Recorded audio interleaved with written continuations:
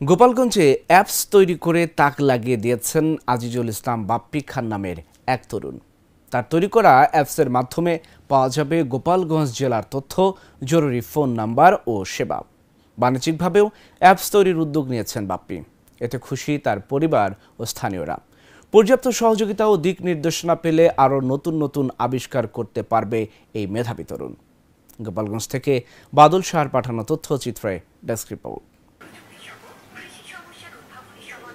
গোপালগঞ্জ সদর উপজেলার ঘোষেরচর দক্ষিণপাড়া গ্রামের টিটো খানের ছোট ছেলে আজিজুল ইসলাম বাপ্পি খান পরিবারকে অর্থনৈতিকভাবে সাহায্য করতে ২০২২ সালে সৌদি আরবে পাড়ি জমালেও ৬ মাস আগে দেশে ফিরে আসেন এই তরুণ। দেশে ফিরে শুরু করেন অ্যাপস তৈরির কাজ। দীর্ঘ ৬ মাসের অক্লান্ত পরিশ্রম শেষে তৈরি করেন গোপালগঞ্জ ই-সেবা নামের অ্যাপসটি।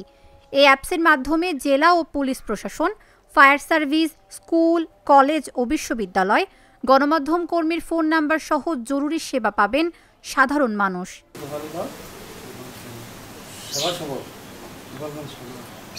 পরিবার আর নিজের জমানো টাকা খরচ করে অ্যাপসটি তিনি তৈরি করেন।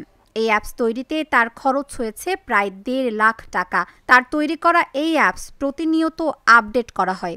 শুধু গোপালগঞ্জ ই-সেবা নামের এই অ্যাপস নয়, যে কোনো প্রতিষ্ঠানের চাহিদা মতো অ্যাপস তৈরি করে দিতে পারেন বাপ্পি।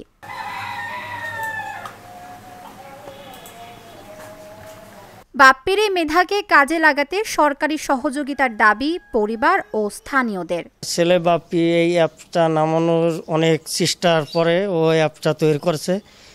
ওর অনেক পরিশ্রম হয়েছে, এই দীর্ঘদিন এটা চেষ্টা চালাই যাচ্ছে, তারপরে সফলতা পাইছে। এখন যদি সরকার যদি এর আর্থিক দিক একটু সহযোগিতা করে, এই অনেক দূর আগে যেতে পারবে। সে একটা অ্যাপস তৈরি করছে, অ্যাপসের যাবতীয় সেবামূলক কাজ অ্যাপস থেকে পাওয়া যাবে।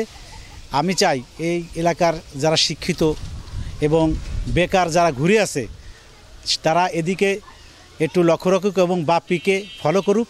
ইনশাল্লাহ দেখা যাচ্ছে কিছুটা হলেও তার দারিদ্র্য বিমোচন হবে। তরুণদের চাকরির পিছনে না ছুটে উদ্যোগী হওয়ার আহ্বান জানালেন এই তরুণ। তরুণদের উদ্দেশ্যে একটা কথা বলবো, আপনারা উদ্যোক্তা হন, আপনারা ইনোভেটর হন। আপনারা কাজ যে কোনো কাজই আসলে ছোট করে দেখা উচিত না, বা কোনো কাজই ছোট না। আপনি এই সেক্টরে আসতে পারেন, অ্যাপ ডেভেলপমেন্ট সেক্টরে আসতে পারেন।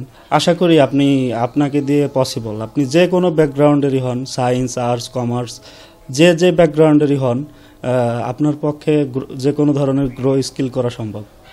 এই অ্যাপসটি মূলত আমার নিজ উদ্যোগ থেকে করা, এবং এটি আসলে বলতে পারেন মূলত আমার নিজ উদ্যোগ থেকেই করা।